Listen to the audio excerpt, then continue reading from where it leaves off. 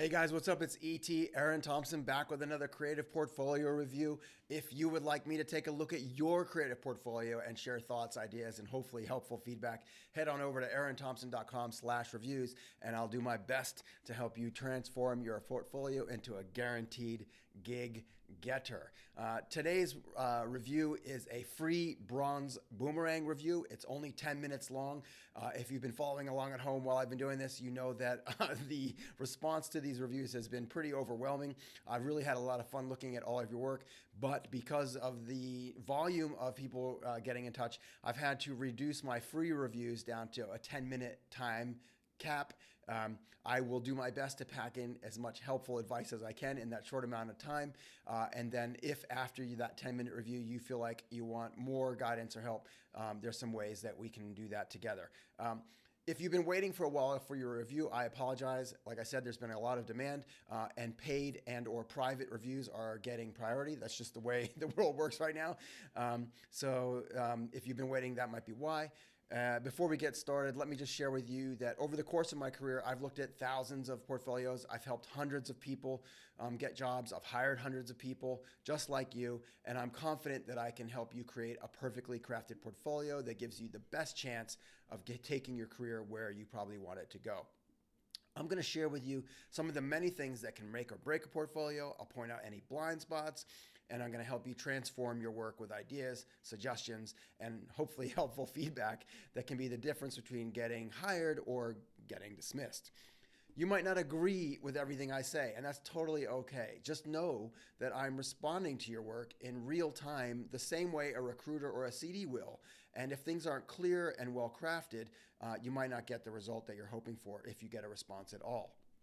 Also, I don't have to like everything in your book. Nobody probably will. But if everything is well crafted, well executed, easy to understand, easy to navigate, you're going to vastly improve your hireability and your chances for success in an already very competitive field.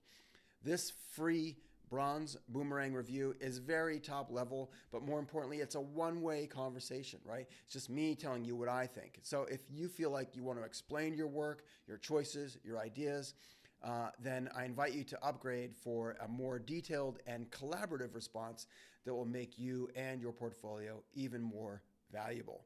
The gold gull, silver skullet, and titanium torch options are the best way forward, and each of them offers more expertise and insight to help you transform your portfolio into a guaranteed gig getter.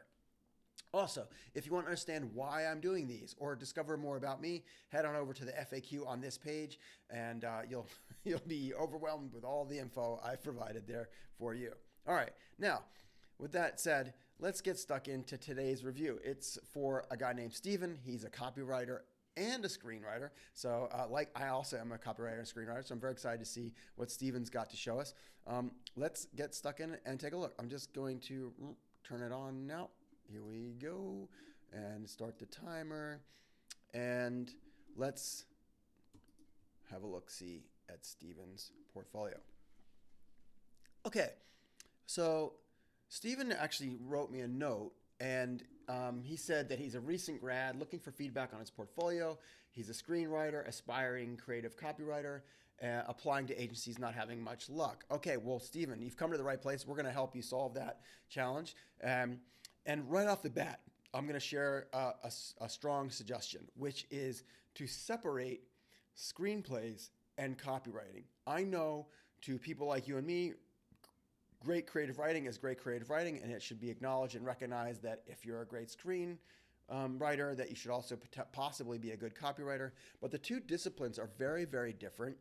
And I feel like the people who want to hire you as a copywriter, they're going to want to only put you in that box. People who want to hire you for screenplays may be impressed if you've worked on big brands, done big campaigns, and solved creative problems in a business context.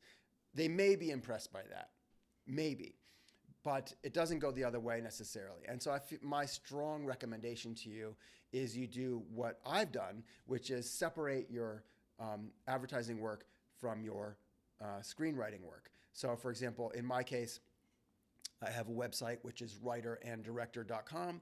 And if you go to writeranddirector.com, you can see all my commercial directing work and also my screenplays. That puts anyone who goes there will be able to put me in that box, right? I also have eran.co, ERAN.co, which is my creative direction, copywriting portfolio website. And again, anyone who goes there will be able to see me that way and put me in that box. And when I'm having conversations with people and I think they might want to hire me to be a screenwriter, I can send them to one website. And if I think they might want to hire me to be a creative director or a writer, I can send them to the other website. It sucks that people want to put you in a box, but it's the reality of the world we live in. And these disciplines, as similar as they are, have enough differences about them that I would highly recommend you to separate them out. So, that said, let's look at your screenplay section. Cool. So this is cool. I really like this. This is something that I've actually been thinking about doing and haven't done, which is create posters for screenplays that I've written but that haven't been made into films yet. It's a nice way to give producers or directors or actors who might be interested in your work a sense of what your script is about before they even read it, assuming you've nailed the concepts behind your posters, which I'm hoping that you have. These look pretty cool. Some of them feel a little more homemade than others, but I admire the effort that you went through to create these, and I think they're pretty cool. It's a good idea. If you're wondering, if I click on these, they just open up an email asking me an email that requests to read your script. I think it could be interesting to have an interim step there because you may not have given me enough information to know if I want to read this script yet. So like, you could, if I clicked on these, it might be nice to read the log line, for example. Then I go, oh, okay, I want to read that, right? So you've missed an opportunity to really sell me on your script and convince me that I need to read it. So I think that's an opportunity, right? Is give me a little more info about the story, and I might be more inclined to request a read.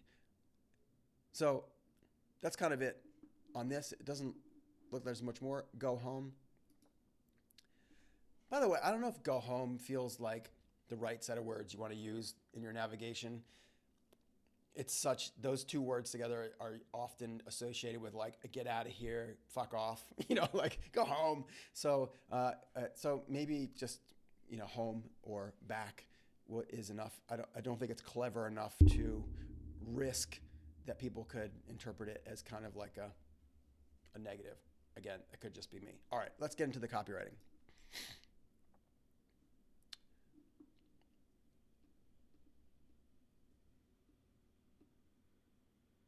Okay, interesting. So you've only got 1, 2, 3 things and some scripts here. Can I click on these? No, these are not clickable. Okay, so this is everything in your portfolio. So this could explain why you're not getting the response you want from agencies. Is there's really not enough work in here to demonstrate how you think and your copywriting skills. You also do something which I always recommend people not to do, which is explain your work. Great work doesn't need to be explained. If you flip through a one-show annual or a D&AD Awards annual, you don't get an explanation of the work in there. You just see the work and you know if it's great or not great, or if it's funny or not funny, right? And so I would say the same rule applies to your portfolio. Now, there are always going to be exceptions to this rule. Sometimes you want to put a case study in there. Sometimes the nature of the problem you solved is so complex or weird or interesting that it needs to be explained. You can check out the review I just did for Lindsay and her lolcreative.com website, where she's a copywriter, and her writing is so good that it makes you want to read it, and that is the opportunity you also have here. If you're going to explain this ad, which is "it's good in the Benz," which is a pun, if you feel like you need to explain that, then what you write in this bit better be so goddamn hilarious and awesome that it makes me want to work with you. And right now, unfortunately, it does not. Also, I don't think you need to tell everyone it's spec work. It's obvious. We know that. You're a junior. No one's going to be confused about that. if you, the goal here is to do spec work that's so good that people wonder if it might be real. So that's aim for that. Like try and do work that is so good people wonder if it might be real, and then that will get them to want you to come into the room for a conversation, and then they'll ask you, and you can be like, no, that's spec. They'll be even more impressed. So there's a few. So right off the bat, those are a few hot tips for you. One is don't say spec. We know it's spec. 2, don't explain your work unless you can explain it in a way that's as hilarious, awesome, interesting, engaging, and really shows off your skills as a writer. And 3rd, I always say a good pun is a poor excuse for a great idea. I'll say it again. A good pun is a poor excuse for a great idea. Now, there are going to be people who disagree with me, and that's totally fine. This is my own personal philosophy. I always joke with my wife that I get the puns out of my system over dinner conversations so they don't infect my work. I just think that this is, a kind of a grown of a joke, a kind of a dad joke. And if you're choosing to do a campaign for one of the most popular, most interesting car brands in the world, then there's probably something better you can say. Also, you don't need to explain Benz. Benz is a clever play on words that will stand out to the target market. A, I don't think that's true. B, if you have to explain a pun, then it's not a good pun. So and it's a one-off, right? Like, can you make this a campaign? Like, let's say you're all in on puns. You're like, Eran, you're wrong. Puns are awesome. Puns are hilarious. People who drive expensive cars love puns. I can prove it through my research. Great. Then do the best campaign for Mercedes-Benz that's ever been done with puns, but show me 3 of them, right? Because puns are easy, right? So do more than one. Make it a campaign. Also, there are little things about just like the art direction here. If you're a copywriter, I would highly recommend that you find an art director at your level that you want to work with that can make the work you show look better. Like there's things like this logo being off center, where in a place where it probably would never go. The type doesn't feel like it's considered where it would, where it is currently positioned. And it's also, if it's meant to be a double page spread, you almost never see the product run in the middle of the image because then it will be caught up in the fold and it will look bad. So there's just things that you probably haven't learned yet because you're just trying to break into the business, that collaborating with someone who's been in the business for a long while will help you avoid making those mistakes, and your book will get stronger as a result. Let's look at this one. Life just got squeezier. This is a forced spec idea after coming up with the tagline. What's the tagline? Olai stress balls? But it's so good. You're telling me that your work is so good? I think that's a mistake. The idea here is to show that even the most boring products can pop off the page with the perfect balance of contextual design and or memorable, compelling copy. I love this kind of stuff. From stress balls to lava lamps, washing machines, water skis, no matter the product, my goal is to intuitively recognize the appropriate style, tone, and aesthetic of the brand, analyze market data surrounding their product, and create the campaigns that carry them to their goals. Well, that's compelling and interesting copy, but I don't think you've delivered on that aspiration here. Also, if easy squeezy the tagline, then why isn't it in the image? And again, the art direction here isn't great. This squeezier, I think there's probably a better way to make that text look squeezy. Right now it looks more like stretched, right? And I think you just missed an opportunity to talk about what stress balls are. Like everyone has stress, just off the top of my head, less, keep more hair on your head. Olai stress balls, right? Get more sleep. Olai stress balls. At least there's a benefit in those 2 ideas, right? Stress makes people lose their hair. They want to keep it. Squeeze this, keep your hair. Stress makes people not able to sleep. They want to sleep. Squeeze this, get more sleep. So you're missing an opportunity to put a benefit in there for something that arguably doesn't need explaining at all, right? Everybody knows what a stress ball is. So, whoops, time's up. Let me just turn that off. We'll keep going here for a sec. So yeah, I think don't there's a couple things going on here which I think are great. Like I love that you explain that you like this kind of thing, and I think it's interesting to me that you appreciate that you have a sense that you want to find style, find aesthetics, find tone, analyze data, use all that information to create a campaign. That's admirable. I don't think you need to say it here. I might put that in a bio. I might put that on an about me page. Again, you're explaining an ad. Also, I just think when you say your work is so good, there's something that just feels off about that to me. Like, I know that you're excited, and that's probably why you've said this. But imagine, you walking into an interview and saying, "Here's my portfolio. It's really good." It just sounds cocky and arrogant. And for someone who's still trying to break in, I don't think that's a good look for you. And then when BO hit the pits, my goal with this product was to invent a product. My goal with this project was to invent a product, direct ad. Okay, so that's kind of cool. $0. That's cool.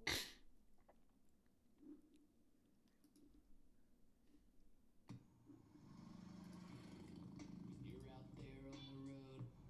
You never know when the moment will arise. Don't let body odor slow you down. Wait, take off your shirt. Sometimes all you need is a pit stop. What's that? Pit Stop body wipes are a cleansing moist towelette on one side and a refreshing, long-lasting antiperspirant on the other. Much better.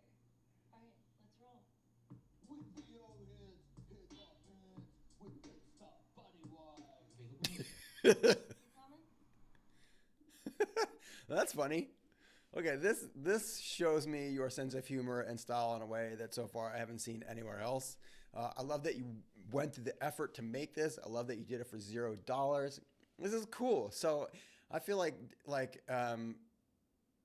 this is the first thing that makes me kind of go, all right, I want to talk to this guy, or I want to learn more about you.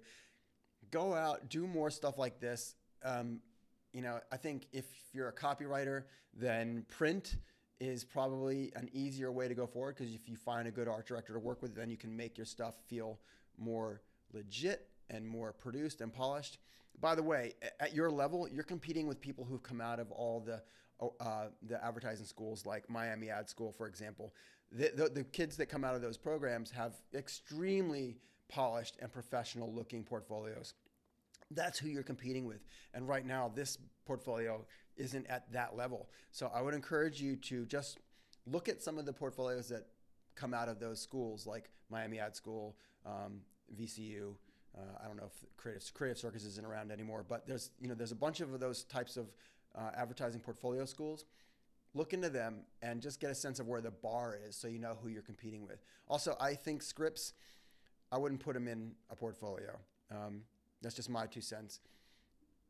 I don't think people are going to read them, and I feel like your energy and efforts would be better spent on a spec print campaign. Okay, so we've looked at everything pretty much on your website. And I think there's a lot of stuff that you could do to improve it. I think you need more examples of your work. I think you need to find an art director to work with who can make your ideas look better. I think you should do more ideas before you choose the one that you want to make. Some of the Mercedes-Benz and the Squeezy Ball feel like first thoughts that haven't really delivered on what you wrote that you say you do, which is get into strategy and research. That doesn't feel like it's come through in the ideas you've shown. I love the initiative and the creativity in your spec pit wipe spot. That was really fun to see. And so I think that you have it. You have it in you to become great and demonstrate that you've got great ideas and can execute and write. I just don't think you've demonstrated it fully yet. So there's a lot of opportunity here for you to improve and hopefully get your portfolio to a place where you're getting the response from creative directors and agencies that you want. So that was my bronze boomerang review. It's a free 10-minute, short, sweet, hopefully helpful review. If you just watch this and you want me to do a deeper dive and go through everything on your site and really, really try to consciously think about how to make every single thing in it better, then upgrading to a silver skillet review is an easy next step. If you just watch this and you have questions, or if you want to explain your work or your choices, or maybe even develop ideas together, then I recommend the gold goal or the titanium torch reviews. That's the way forward.